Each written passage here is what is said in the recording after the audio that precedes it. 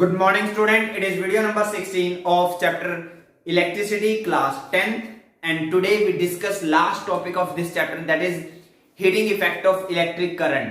जी हाँ, आपने अपनी क्लास 8th 7th 8th में ये पढ़ा होगा कि करंट के पास केमिकल इफेक्ट होता है। करंट के पास केमिकल इफेक्ट होता है। करंट के पास एक्चुअली बहुत सारे इफेक्ट होते हैं। करंट के पास केमिकल इफेक्ट होता है, करंट के पास हीटिंग इफेक्ट होता है जिसको अभी हम स्टडी करने जा रहे हैं, और करंट के पास मैग्नेटिक इफेक्ट भी होता है जो हमने मैग्नेटिक फील्ड में चैप्टर में पढ़ा था। Magnetic effect of electric current chapter में हमने पढ़ा था। आज हम पढ़ने जा रहे हैं heating effect of electric current. मतलब जिस वायर में से करंट फ्लो होता है उस वायर में हीट प्रोड्यूस होती है। जिस वायर में करंट फ्लो होता है उस वायर में हीट प्रोड्यूस होती है। और ये आपने ऑब्जर्व भी किया होगा, आपने एक बल्ब पिछले 1-1.5 घंटे से ऑन कर रखा है, तो आप उस बल्ब को हाथ लगा के देखो, बल्ब का जो ग्लास वाला पार्ट है, ठीक है, उस पे हाथ लगा के देखना, आपको वो गर्म मिलेगा। या जो जिस वायर में से लगातार 1-2 घंटे से हैवी करंट फ्लो हो रहा है, आप उस वायर को हाथ लगा के देखना, मींस उस पे इंसुलेशन होगी। इंसुलेशन नहीं उतरा होना चाहिए कभी, आप तब भी उसको हाथ लगा लो तो फिर तो आपको आपकी बॉडी से करंट पास हो जाएगा और आपको करंट लगेगा, शॉक लगेगा। मतलब आप उसकी इंसुलेशन के साथ ही उस पे हैंड टच करके देखना तो आपको लगेगा कि वो गर्म है। मींस टू से बिल्कुल सिंपल लैंग्वेज में कि करंट जिस वायर में से फ्लो करता है उस वायर में हीट प्रोड्यूस होती है। सिंपल सा मीनिंग यही है। क्या है सिंपल सा मीनिंग? कि करंट जिस वायर में से फ्लो होता है उस वायर में हीट प्रोड्यूस होती है। That is called heating effect of current. तो सो फर्स्ट ऑफ ऑल हम डेफिनेशन राइट कर लेते हैं। So definition is the production of heat, the production of heat in a wire। हम चाहें तो वायर को क्या बोल सकते हैं? कंडक्टर, ठीक है। हम चाहें तो हम उसको कोई डिवाइस भी बोल सकते हैं, इलेक्ट्रिकल डिवाइस। याद रखना कौन सा device? Electrical device. The production of heat in a wire और कंडक्टर और device due to flow of current, due to flow of current is called heating effect of electric current, is called heating effect of electric current, is called heating effect of electric current। is it clear? समझ में आया? तो जिस wire में से current pass होता है वो वायर गर्म हो जाती है। क्यों? क्योंकि उस वायर में हीट प्रोड्यूस होती है। सो नेक्स्ट आता है हमारे पास रीजन। रीजन कहां से आया? तो मतलब ये क्यों हीट प्रोड्यूस हुई, बात समझ आ रही है? और ये रीजन मैंने आपको पहले भी दिया है, ठीक है, पहले भी किसी ना किसी वीडियो में, इसी चैप्टर की वीडियो में मैंने आपको प्रोवाइड किया रीजन, ठीक है। तो मैं यहां दोबारा एक्सप्लेन कर सकता हूं। हमें पता है इस यूनिवर्स में हर एक चीज, चाहे वो कोई लिविंग थिंग हो चाहे वो कोई नॉन लिविंग थिंग हो, किससे बना होता है? एटम से। किससे बना होता है? एटम से। और एक एटम इलेक्ट्रिकली न्यूट्रल होता है क्योंकि एक एटम पर जितने इलेक्ट्रॉन होते हैं उतने ही प्रोटॉन होते हैं। तो जब एक वायर होगी मेरे पास, आइदर कॉपर की वायर या गोल्ड की वायर या सिल्वर की वायर, किसी भी मटेरियल की वायर होगी, चाहे वो आयरन की ही वायर क्यों ना हो, लोहे की ही रोड क्यों ना हो कोई, ठीक है, तो उसमें भी एटम होंगे। एटम होंगे तो सब एटम पे नेट चार्ज कितना होगा? 0। लेकिन जब मैं उस वायर के अक्रॉस एक बैटरी या सेल को कनेक्ट कर दूंगा तो उस बैटरी या सेल की वजह से क्या होगा? एटम के अंदर से इलेक्ट्रॉन रिमूव होके इलेक्ट्रॉन फ्लो करना शुरू कर देगा। इलेक्ट्रॉन जो है वो फ्लो करना शुरू कर देगा, और फ्लो करना शुरू करेगा। देखो मैं इसको डायग्राम से भी समझा सकता हूं। देखो यहां पर मान लो एक हमारे पास ये कंडक्टर है, मतलब एक वायर है। इस वायर में ये अभी एटम तो बहुत सारे होते हैं, कितने हम शायद काउंट भी नहीं कर सकते, लेकिन अभी एग्जांपल के लिए मान के चलो मेरे पास ये 6 एटम है। कितने एटम है? 6। मैंने यहां पर एक बैटरी लगा दी या सेल लगा दिया इस वायर के अक्रॉस। यहां पे सेल लगाया, सेल का ये पॉजिटिव ये नेगेटिव, ठीक है।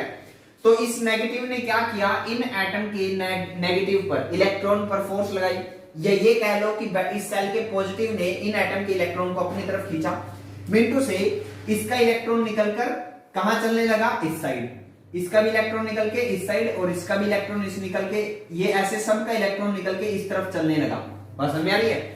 तो इस एटम ने अपना इलेक्ट्रॉन लॉस कर दिया, तो इस पे कैसा चार्ज आ गया? पॉजिटिव।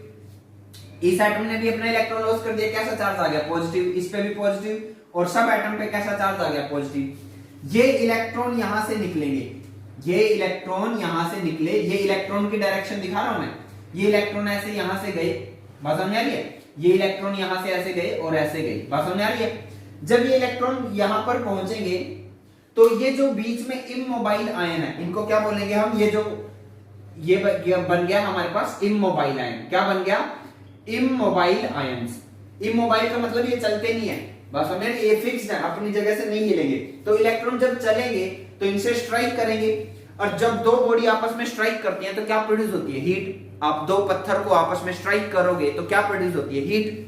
सिमिलरली ये इलेक्ट्रॉन जब इन इमोबाइल आयंस के साथ स्ट्राइक करेंगे, कोलिजन करेंगे, इनका जब कोलिजन होगा तो क्या होगा, हीट प्रोड्यूस होगी। मोर ओवर, क्या सिर्फ इन्हीं के साथ कोलिजन होगा, जी नहीं, इलेक्ट्रॉन आपस में एक दूसरे के साथ भी कोलाइड करेंगे। मैटर इलेक्ट्रॉन जो है वो एक दूसरे के साथ भी कोलिजन होगा और इन इमोबाइल आयन के साथ भी कोलिजन होगा, और इस कोलिजन की वजह से हीट प्रोड्यूस होगी। और ये किसकी वजह से होती है, रेसिस्टेंस की वजह से।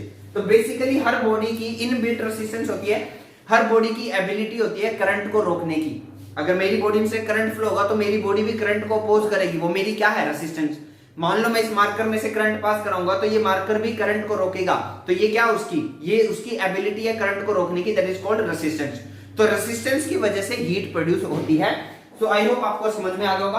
अगर आप समझना चाहते हो तो इस डायग्राम को नोट कर लो और एक बार फिर से वीडियो को देख लीजिए। खैर, ये मुझे यहां नहीं बनाना है और ना ही आपको ये एग्जाम में एक्सप्लेन करना है कि ये कहां से आया, ठीक है। तो सिंपल सी वर्डिंग में हमें सिर्फ इसका रीजन लिखना है। तो रीजन लिख देता हूं मैं यहां पे, क्या रीजन रहा, तो रीजन रहा heat arises due to collision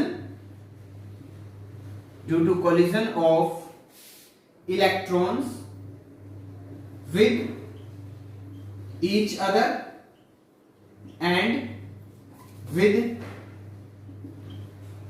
immobile ions, जो इमोबाइल आयंस थे उनके साथ कोलिजन हुआ और एक दूसरे के साथ कोलिजन हुआ, उसकी वजह से क्या प्रोड्यूस हुई, हीट। अब ये हीट कितनी होती है, तो ये जो हीट होती है, हीट को हम H से डिनोट करते हैं, हीट को हम H से डिनोट करते हैं, और जो हमारे पास फॉर्मूला आता है that is I square RT। I square RT हमारे पास हीट का फॉर्मूला आता है। और ये जो हीट निकल के आएगी ये किस में आएगी, जूल में। किस में आएगी, जूल में। बस समझ आ रही है, 50 जूल, 100 जूल, 200 जूल, कितनी। हाँ, अगर मैं इसी फैक्टर को I स्क्वायर RT को, ठीक है, 4.184 से डिवाइड कर दो, कितने से, 4.184 से, तो अब जो मेरे पास आंसर निकल के आएगा वो किस में निकल के आएगा, वो कैलोरी में निकल के आएगा। किस में निकल के आएगा, कैलोरी में। तो कभी कभी आपसे आंसर जो एनर्जी है वो कैलोरी में भी पूछी जा सकती है, कभी कभी आंसर वो जूल में भी पूछी जा सकती है। तो सिंपली सी बात है, हीट प्रोडक्शन का फॉर्मूला होगा I square RT। I square RT, अगर आप इस I स्क्वायर RT को सोल्व करके जो आंसर निकालोगे उसको अगर 4.184 से डिवाइड करोगे तो आंसर कैलोरी में आ जाएगा। यहां पर हर चीज आप जानते हो, H का मतलब हीट है, मैं नहीं बोल रहा हूं मैं, आप राइट कर सकते हो। H का मतलब क्या है, हीट। करंट का I का मतलब है करंट, R का मतलब है रेजिस्टेंस और T का मतलब है टाइम। T का मतलब है टाइम। अब यहां पर कुछ बढ़िया से क्वेश्चन बन सकते हैं हमारे, क्या बन सकते हैं। पहला क्वेश्चन देखो, हीट में और रेजिस्टेंस में कैसा रिलेशन है, तो हीट में और रेजिस्टेंस में लीनियर रिलेशन है और डायरेक्ट रिलेशन है। डायरेक्ट का मतलब रेजिस्टेंस अगर ज्यादा होगा तो हीट भी ज्यादा होगा, रेजिस्टेंस अगर कम होगा तो हीट भी कम होगा। मोर ओवर लीनियर है, लीनियर मतलब अगर रेजिस्टेंस डबल होगी तो हीट भी डबल हो जाएगी। रेजिस्टेंस अगर आपने किसी कंडक्टर की, किसी वायर की रेजिस्टेंस को अगर हाफ कर दिया तो उसमें जो हीट प्रोडक्शन था वो भी हाफ हो जाएगा। अगर आपने किसी वायर की रेजिस्टेंस 3 टाइम इंक्रीज कर दी, 3 टाइम इंक्रीज कर दी, तो उसमें हीट भी 3 टाइम इंक्रीज हो जाएगी। और अब देखो हीट का रिलेशन टाइम के साथ, अब हीट में और टाइम में भी डायरेक्ट रिलेशन है क्योंकि दोनों न्यूमरेटर में इक्वल से दोनों साइड, और दोनों की पावर भी 1 है, यानी कि दोनों में डायरेक्ट लीनियर रिलेशन है। मतलब टाइम अगर ज्यादा होगा तो हीट भी ज्यादा होगी, टाइम अगर कम होगा तो हीट भी कम होगी। समझ आ रही, मतलब टाइम अगर डबल कर दिया तो हीट भी डबल हो जाएगी, टाइम अगर हाफ कर दिया तो हीट भी हाफ हो जाएगी, टाइम अगर 3 टाइम इंक्रीज कर दिया तो हीट भी 3 टाइम इंक्रीज हो जाएगी। आपने देखा भी होगा, आप बल्ब को 5 मिनट के लिए ऑन कर दो, सिर्फ 5 मिनट के लिए ऑन कर दो, तो आप उसको हाथ लगा के देखना, वो आपको गर्म नहीं मिलेगा।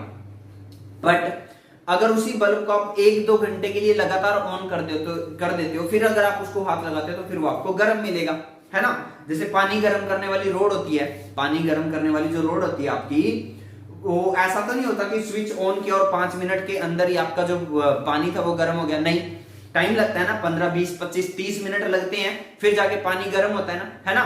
तो यानी टाइम अगर ज्यादा होगा तो हीट भी ज्यादा होगी, अगर टाइम अगर कम होगा तो हीट भी कम होगा। लेकिन सबसे इंपॉर्टेंट रिलेशन देखो हीट में और करंट में, तो डायरेक्ट तो रिलेशन है, ये तो बात कंफर्म है, क्योंकि ये भी न्यूमरेटर में है, ये भी न्यूमरेटर में है, तो रिलेशन तो डायरेक्ट है। मतलब करंट अगर ज्यादा होगा तो हीट भी ज्यादा होगी, करंट अगर कम होगा तो हीट भी कम होगी। लेकिन जो रिलेशन है वो डायरेक्ट नहीं है, क्यों? क्योंकि देखो हीट की पावर 1 है और करंट की पावर 2 है, हीट की पावर 1 है और करंट की पावर 2 है। तो अगर आपसे सिर्फ ये क्वेश्चन पूछा जाए कि करंट इंक्रीज कर दिया तो हीट भी इंक्रीज हो जाएगी, करंट अगर डिक्रीज कर दिया तो हीट भी डिक्रीज हो जाएगी। लेकिन क्वेश्चन आगे कैसे चेंज होगी? मान लो करंट डबल कर दिया, प्रीवियस वैल्यू से डबल कर दिया, मान लो पहले जा रहा था 5 एम्पियर, अब हो गया 10 एम्पियर, डबल हो गया ना, तो करंट हीट कितनी हो जाएगी? तो हीट डबल नहीं होगी, ध्यान से सुनना, हीट डबल नहीं होगी, हीट क्या होगी? डबल का स्क्वायर, डबल का स्क्वायर मतलब 2 का स्क्वायर, 2 का स्क्वायर मतलब 4, तो हीट 4 टाइम इंक्रीज हो जाएगी। बात समझ आई? अगर करंट आपने डबल किया तो हीट प्रोडक्शन डबल हो जाएगा, 4 टाइम इंक्रीज हो जाएगा। अगर करंट आपने 3 टाइम इंक्रीज कर दिया, 3 टाइम, तो 3 का स्क्वायर क्या होता है? 9, तो हीट 9 टाइम इंक्रीज हो जाएगी। करंट अगर आपने 4 टाइम इंक्रीज कर दिया तो हीट 16 टाइम इंक्रीज हो जाएगी। करंट अगर आपने 5 टाइम इंक्रीज कर दिया तो हीट जो है 5 का स्क्वायर 25 टाइम इंक्रीज कर जाएगी। And reverse is also possible, अगर करंट आपने हाफ कर दिया तो हीट कितनी होगी? तो हाफ का स्क्वायर 1/4, 1/4 मतलब हीट प्रोडक्शन 4 टाइम कम हो जाएगा। अगर आपने करंट की वैल्यू 3 टाइम कम कर दी, प्रीवियस वैल्यू से 3 टाइम कम कर दी, तो हीट 3 का स्क्वायर 9 टाइम कम हो जाएगी। अगर करंट आपने 4 टाइम कम कर दिया तो हीट 16 टाइम कम हो जाएगी। अगर आपने करंट 5 टाइम कम कर दिया तो हीट 25 टाइम कम हो जाएगी, and so on. I hope आपको अब ये रिलेशन अच्छे से क्लियर हो गया होगा। H is equal to I square R T. Is it clear? चलिए नेक्स्ट हम डिस्कस करते हैं, that is heating element. Next topic is heating element. क्या होता है हीटिंग एलिमेंट? वो होता है बेसिकली जिसके अंदर हीट प्रोड्यूस होता है। हीटिंग एलिमेंट क्या होता है? जिसके अंदर हीट प्रोड्यूस होता है। अच्छा, ये स्टार्ट करने से पहले आप मुझे ये बताओ, ये करंट का हीट प्रोड्यूस करना एक अच्छा इफेक्ट है, गुड इफेक्ट है या बैड इफेक्ट है? ये एक एडवर्स इफेक्ट है, गंदा इफेक्ट है, नहीं होना चाहिए या होना चाहिए? आप खुद सोच के बताओ, नॉर्मली होना चाहिए या नहीं होना चाहिए? सो मैं आपको बता दूं कि ये जो हीटिंग इफेक्ट है ये एडवर्स इफेक्ट है। क्या है ये? एडवर्स इफेक्ट है। एडवर्स मतलब बुरा इफेक्ट है, नहीं होना चाहिए। बात समझ आ रही है? ये नहीं होना चाहिए। क्यों नहीं होना चाहिए? देखो ध्यान से सुनो। एक पावर स्टेशन है। पावर स्टेशन क्या होता है? जहां पर इलेक्ट्रिसिटी प्रोड्यूस होती है, वहां इलेक्ट्रिसिटी प्रोड्यूस की जाती है। एक विलेज है, वहां से 8, 10, 12, 15 किलोमीटर दूर है एक विलेज है, तो वहां लोग रहते हैं तो वहां इलेक्ट्रिसिटी की रिक्वायरमेंट है, ठीक है।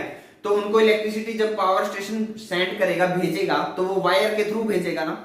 वायर भी कितनी होगी? जितना दूर सिटी होगा, जितना दूर वो विलेज होगा, 10 kilometre, 15 kilometre, 12 kilometre, 8 kilometre, 5 kilometre, जितना भी दूर होगा वो वायर के थ्रू आएगा। जब उन वायर में से करंट आएगा तो वायर से क्या प्रोड्यूस होगी? Heat. And heat is a loss of energy. Heat is a loss of energy. Heat is a loss of energy. बात समझ आ रही है? एनर्जी का लॉस होगा। मतलब अगर पावर स्टेशन वालों ने 1000 जूल इलेक्ट्रिकल एनर्जी सेंड की, 1000 जूल, तो क्या पता वो उस विलेज तक पहुंचते पहुंचते 600 जूल रह जाए, बाकी 400 हीट की फॉर्म में लॉस हो गया। तो ये कैसा इफेक्ट हुआ? एडवर्स इफेक्ट हुआ, नहीं होना चाहिए। बट हम ह्यूमन बीइंग्स क्या करते हैं? अपना माइंड लगा के थोड़ा सा इसको भी अपने अच्छे काम करने के लिए यूटिलाइज कर लेते हैं। आप सबके घर में आप कपड़े पहनते हो, प्रेस किए हुए कपड़े पहनते होंगे, है ना। तो प्रेस करने वाली मशीन होगी जिसको हम बोलते हैं इलेक्ट्रिक आयरन। आप ऑब्जर्व करते हो ना, कमाल की चीज होती है वो। आप स्विच लगाते हो और विद इन 30 सेकंड के अंदर इसका जो नीचे वाला आयरन पार्ट होता है ना, जो प्लेन पार्ट होता है, आयरन पार्ट होता है नीचे वाला, वो गर्म हो जाता है ना। पानी गर्म करने वाली रोड है, 25 से 30 मिनट के अंदर पानी गर्म कर देती है ना। इलेक्ट्रिक हीटर देखा, उसके अंदर स्प्रिंग लगे होते हैं, 30 सेकंड के अंदर ही वो स्प्रिंग रेड कलर के हॉट हो जाती हैं, रेड हॉट, इतने ज्यादा हॉट हो जाती हैं। तो कुछ तो खास होगा उनके अंदर। तो वो जो हीटर के अंदर वो जो स्प्रिंग लगा है उसको क्या कहेंगे हम? Heating element. उसको क्या कहेंगे हम? Heating element. जो प्रेस करने वाली इलेक्ट्रिक आयरन मशीन है, इलेक्ट्रिक आयरन बोलते हैं हम उसको, प्रेस करने वाली जो मशीन होती है कपड़ों पे, इस्त्री हम जिसको बोलते हैं हिंदी में, उसके अंदर कुछ तो ऐसा लगा है जिसकी वजह से उसमें बहुत ज्यादा हीट प्रोड्यूस होती है, उसको क्या कहेंगे? Heating element. सिमिलरली जो पानी गर्म करने वाले रोड में जो ड्रम आते हैं ना आजकल, ब्लू कलर के ड्रम होते हैं और उसके अंदर एक रोड सी फिट होती है, वो रोड क्या है? Heating element. वो क्या है? Heating element. तो हीटिंग एलिमेंट समझ में आया क्या होता है? हीटिंग एलिमेंट क्लियर हुआ? जिसके अंदर हीट प्रोड्यूस होगी, जो हीट प्रोड्यूस करेगा, विच प्रोड्यूसेस हीट। तो क्या डेफिनेशन बनी? Which produces heat in an electrical device, in an electrical device. जो एक डिवाइस में हीट प्रोड्यूस करता है उसको हम क्या कहते हैं? Heating element. सो अब हम बात करते हैं क्या उसकी कैरेक्टरिस्टिक्स होनी चाहिए? कैरेक्टरिस्टिक्स। अब उसको हीट ही प्रोड्यूस करनी है ना, तो हीट कब ज्यादा प्रोड्यूस होगी? जब ज्यादा करंट हो, जब ज्यादा रेसिस्टेंस हो, है ना। सो कैरेक्टरिस्टिक में फर्स्ट कैरेक्टरिस्टिक क्या हुई? Heating element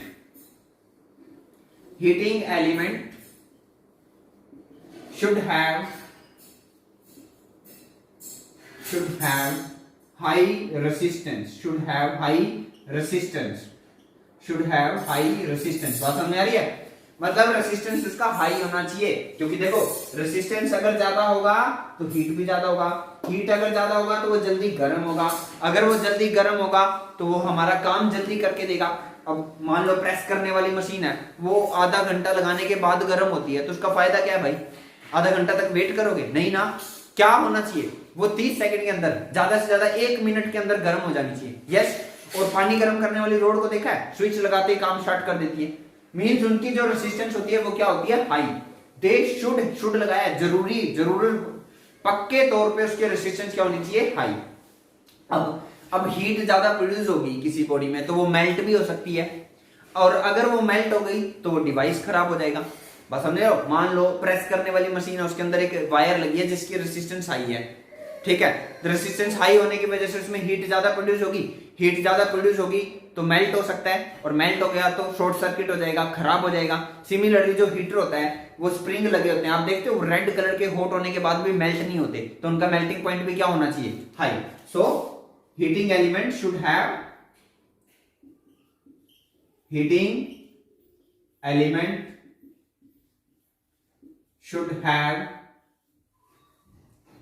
high melting point,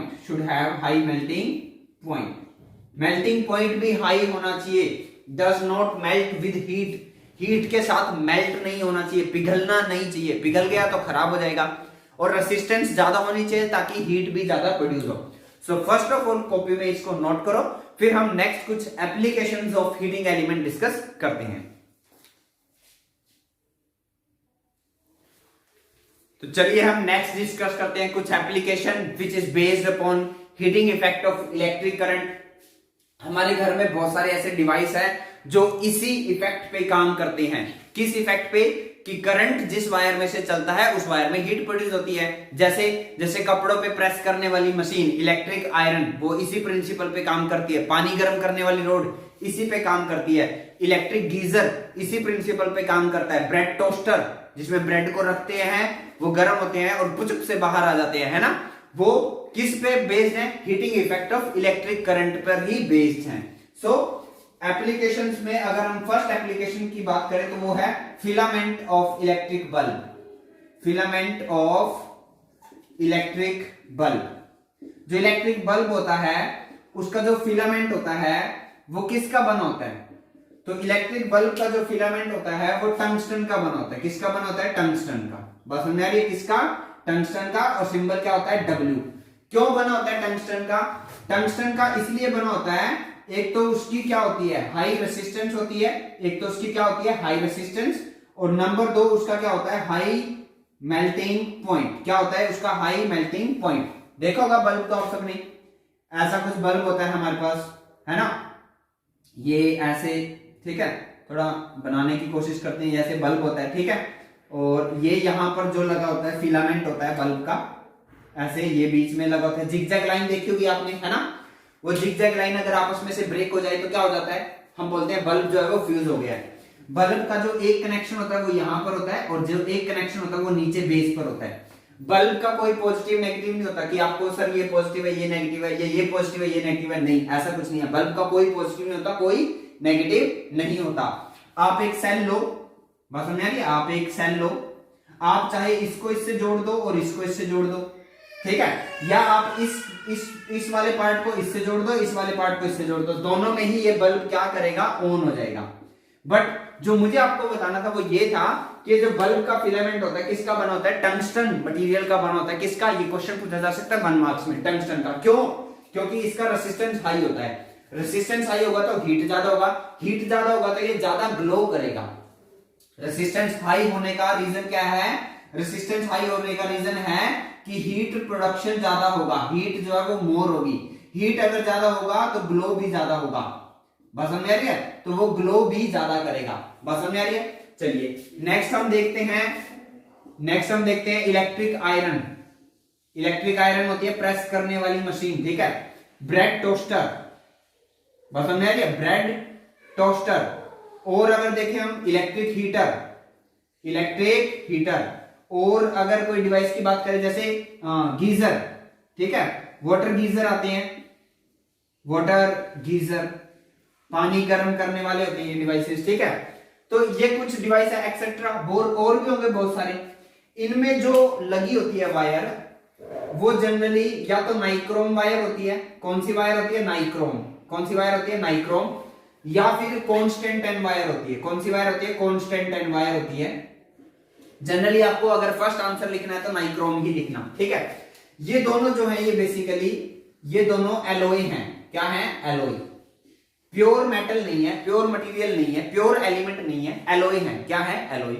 क्या खास बात होती है इनकी भी, तो इनकी भी वही 2 खास बातें होती हैं, क्या, एक तो इनकी रेसिस्टेंस क्या होती है, हाई, एक तो इनकी रेसिस्टेंस क्या होती है, हाई रेसिस्टेंस होती है, और इनका हाई मेल्टिंग पॉइंट होता है, मतलब इनमें हीट भी ज्यादा प्रोड्यूस होती है, इनके अंदर जो वायर लगी होती है उसके अंदर हीट भी ज्यादा प्रोड्यूस होती है, और वो मेल्ट भी नहीं होते हैं। देखो मान लो ये हमारी प्रेस करने वाली मशीन है, ऐसे, बस समझ आ रही है, और ये यहां से इसकी वायर गई है, ठीक है, और ये हमने यहां पर स्विच में लगा दी, ये यहां कहां लगा दी हमने, स्विच में, और ये इसके अंदर वायर है, बस समझ आ रही है, ये इसके अंदर वायर है, और ये इसका बेस है जो गर्म होगा, ठीक है। अब आप एक बात बताओ, जब मैंने इसको स्विच में लगाया, स्विच को जब मैंने ऑन किया, तो मान लो यहां से 5 एम्पियर करंट गया इस वायर में से, तो इसमें से भी 5 एम्पियर जाएगा।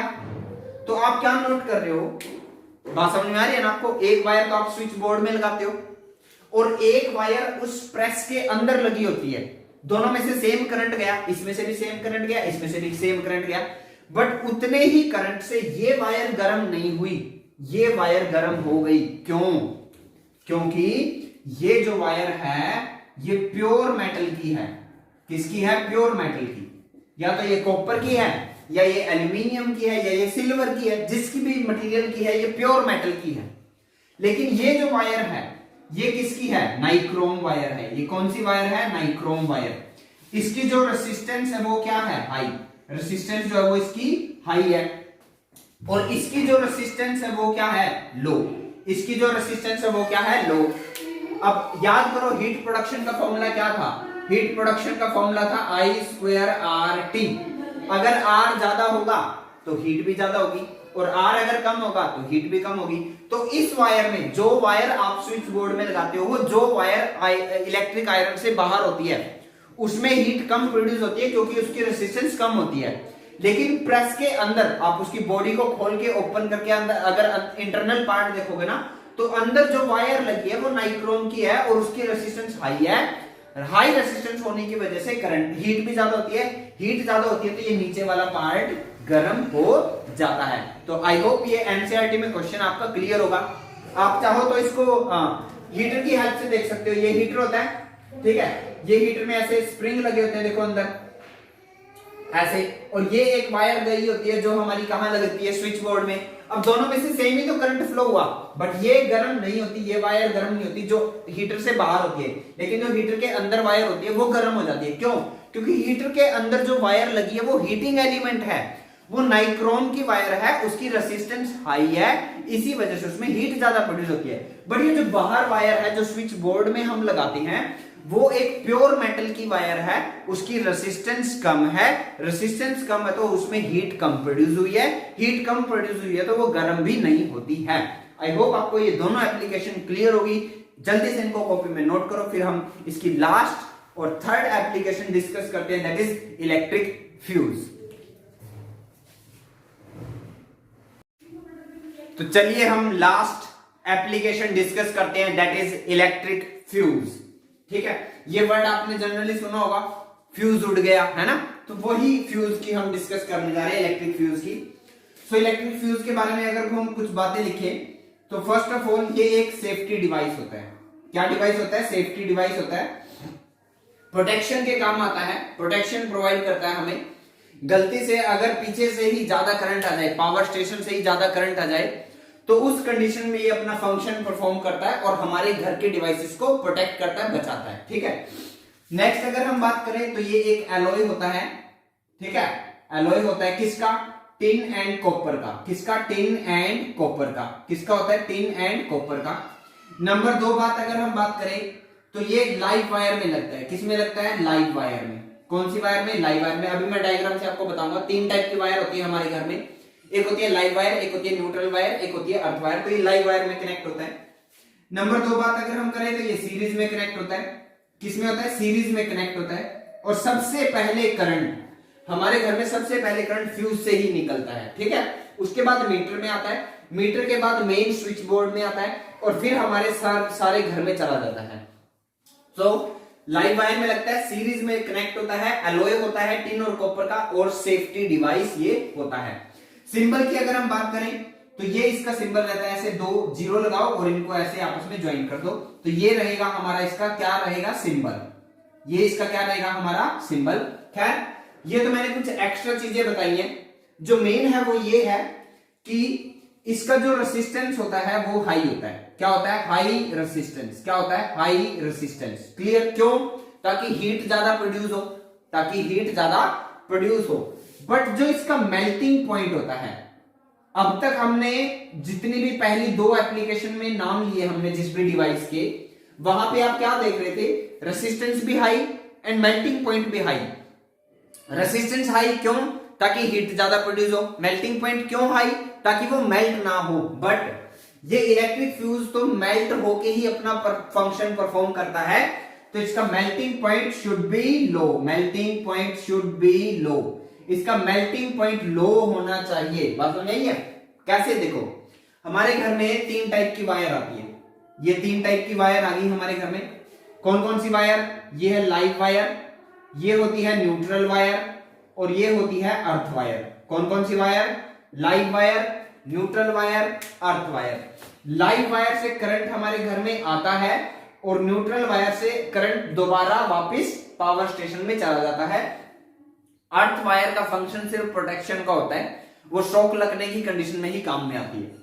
फिर यहां पर आप देखते हो, यहां पर लाइव वायर के अंदर फिर लगा होता है फ्यूज। ये किसका सिंबल था? फ्यूज का। अभी बताया था किसका सिंबल होता है? फ्यूज का। ठीक है, ओके। फ्यूज के बाद हमारे पास आता है हमारा मीटर। मीटर जिसमें हमारी रीडिंग आती है कि हमने कितना इलेक्ट्रिसिटी को खर्च किया है। क्या आता है फिर? मीटर। और मीटर के बाद हमारा आता है मेन स्विच बोर्ड। क्या आता है?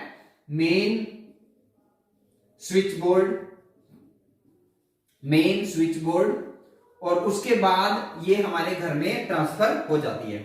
उसके बाद ये वायरिंग हमारे घर में पूरे में फैल जाती है। ठीक है, समझ में आ गई बात? ये ऐसे, तो अगर मैं इसको भी रेड कलर से मार्क कर लूं, ठीक है, और उसके बाद ये हमारे घर में ट्रांसफर हो जाती है। ये कहां चली जाती है? हमारे हाउस में।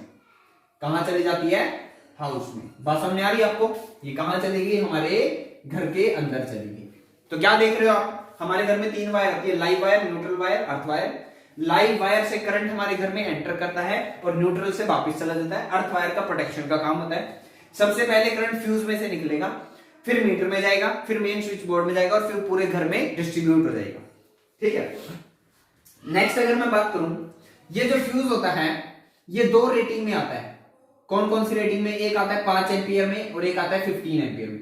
दो रेटिंग में आता है 5 एम्पियर एंड 15 एम्पियर। कौन कौन सी दो रेटिंग में आता है? 5 एम्पियर एंड 15 एम्पियर। समझ आ रही बात? दो रेटिंग में आता है। कैसे? देखो, मान लो आपने फ्यूज लगाया 5 एम्पियर का, इसका मतलब कि ये फ्यूज 5 एम्पियर तक सही काम करेगा। मतलब करंट अगर 5 एम्पियर आया तब भी ये काम परफॉर्म करेगा अपना फंक्शन, ऐसे ही सर्किट में कनेक्ट रहेगा। 4 एम्पियर तब रहा तब भी कनेक्ट रहेगा, 3 एम्पियर रहा तब भी कनेक्ट रहेगा, 2 एम्पियर रहा तब भी कनेक्ट रहेगा, 1 एम्पियर रहा तब भी कनेक्ट रहेगा। मतलब 5 या 5 से कम एम्पियर करंट है तो ये सर्किट में कनेक्ट रहेगा। लेकिन जैसे ही करंट 5 से इंक्रीज होगा, मान लो पीछे से ही कुछ फॉल्ट हो गया, शॉर्ट सर्किट हो गया, जिसकी वजह से सप्लाई में लाइन में लाइव वायर में करंट आ गया 10 एम्पियर। कितना आ गया? 10 एम्पियर। 5 से ज्यादा हो गया। जैसे ही 5 से ज्यादा हुआ तो याद करो हीट का फॉर्मूला क्या था? हीट का फॉर्मूला होता था I square RT, I square RT। तो करंट डबल हो गया। करंट अगर डबल हो गया तो हीट 4 टाइम हो गई। ऊपर से इस फ्यूज वायर की रेसिस्टेंस भी ज्यादा होती है तो हीट और ज्यादा हो गई। हीट और ज्यादा होगी तो ये यहां से मेल्ट होकर डिस्कनेक्ट हो गया। मेल्ट होकर डिस्कनेक्ट हो जाता है। क्या हो जाता है? ठीक है, melt and blown of. Blown of, fuse उड़ जाता है।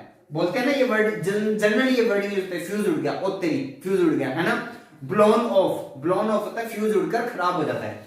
ब्लोन ऑफ और सर्किट को क्या कर देता है? ये डिस्कनेक्ट, और डिस्कनेक्ट करके वो जो ज्यादा करंट आया था वो हमारे घर के अंदर नहीं जा पाता। जस्ट इमेजिन करो ये फ्यूज यहां पर नहीं होता तो वो ज्यादा करंट घर के अंदर जाता। और हमारे घर में नॉर्मली एक टाइम पे 3-4 डिवाइस ऑन रहते हैं। जैसे रेफ्रिजरेटर हमेशा ऑन रहता है, 2-3 बल्ब हमेशा ऑन रहती है, 1-2 फैन हमेशा ऑन रहता है। तो जो जो डिवाइस ऑन थे, शायद किसी ने फोन भी चार्जिंग पे लगाया हुआ है ना, तो क्या होगा? मोबाइल फोन चार्जिंग लगाया होगा तो जो भी डिवाइस उस टाइम ऑन थे और उनमें से सब में से करंट जाएगा तो वो सारे डिवाइस खराब होंगे। तो हमारा कई हजार का नुकसान होता है। उसकी बजाय ये फ्यूज खराब हुआ, ये 10 या 15 या 20 रुपए की एक वायर आती है। बट इसका एक प्रॉब्लम ये है कि अगर ये एक बार ब्लोन ऑफ हो गया, अगर एक बार ये फ्यूज हो गया, उड़ गया, तो आपको दोबारा नई वायर लेके आनी पड़ेगी, दोबारा कनेक्ट करनी पड़ेगी। ठीक है। सिमिलरली अब आप ये भी समझ गए होंगे, अगर ये फ्यूज 15 एम्पियर का होता तो मतलब ये 15 एम्पियर तक तो सही काम करता, लेकिन अगर करंट 15 एम्पियर से ज्यादा आता तो ये अपने आप को डिस्कनेक्ट कर लेता, मेल्ट हो जाता, क्योंकि इसका मेल्टिंग पॉइंट क्या है? कम। अब शायद आपको समझ में आ रहा होगा इसका मेल्टिंग पॉइंट लो क्यों होता है। देखो, चीज को ध्यान से समझने की कोशिश करो। प्रेस करने वाली मशीन में हीट ज्यादा प्रोड्यूस होनी चाहिए तो उसकी रेसिस्टेंस ज्यादा होनी चाहिए, लेकिन वो मेल्ट भी नहीं होनी चाहिए, क्योंकि मेल्ट होगी तो खराब हो जाएगी, इसलिए उसका मेल्टिंग पॉइंट हाई होता है। ब्रेड टोस्टर का, इलेक्ट्रिक गीजर का, रूम हीटर का, इलेक्ट्रिक हीटर का, इन सब का मेल्टिंग पॉइंट क्या होता है? हाई। बट फ्यूज जो है, फ्यूज की रेसिस्टेंस हाई होनी चाहिए ताकि हीट ज्यादा प्रोड्यूस हो, बट इसको मेल्ट भी होना है जल्दी, तो इसलिए इसका मेल्टिंग पॉइंट क्या होना चाहिए? लो। आई होप ये आपको समझ में आ गया होगा। ठीक है, दो रेटिंग में मैंने आपको बताया। तो ओवरऑल ये था हमारा heating effect of electric current. Means current जिस वायर में से चलता है उस वायर में हीट प्रोड्यूस होती है, और ये एक बुरा इफेक्ट है, एडवर्स इफेक्ट है, नहीं होना चाहिए बट फिर भी होता है।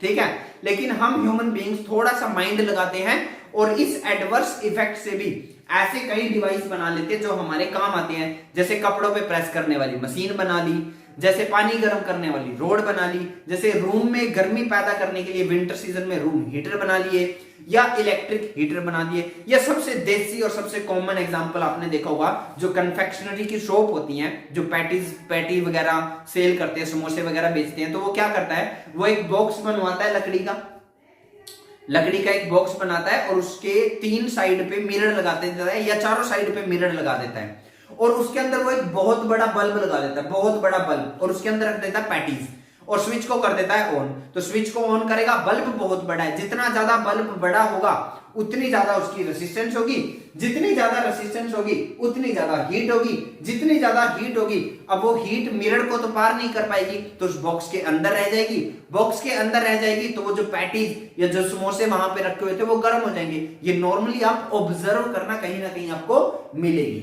अच्छा एक बात और, आजकल ये चलन में नहीं है, आजकल जो हमारे पास यूज होती है वो होती है एमसीबी। क्या यूज होती है? एमसीबी यूज होने लग गई है आजकल, ठीक है। इनकी फुल फॉर्म होती है miniature circuit breaker, miniature circuit breaker. बात समझ में आ रही है? ये मल्टीपल टाइम यूज होती है। क्या यूज होती है? मल्टीपल टाइम यूज होती है। ये सिर्फ अपनी ट्रिप को डाउन कर देते हैं। अब बोलते हैं ना एमसी गिर गई, सिर्फ यही बोलते हैं एमसी गिर गई, एमसी मतलब एमसीबी गिर गई, मिनिएचर सर्किट ब्रेकर डाउन हो गया। ज्यादा करंट आता है तो ये ट्रिप को डाउन कर देती है, करंट अंदर नहीं जा पाता।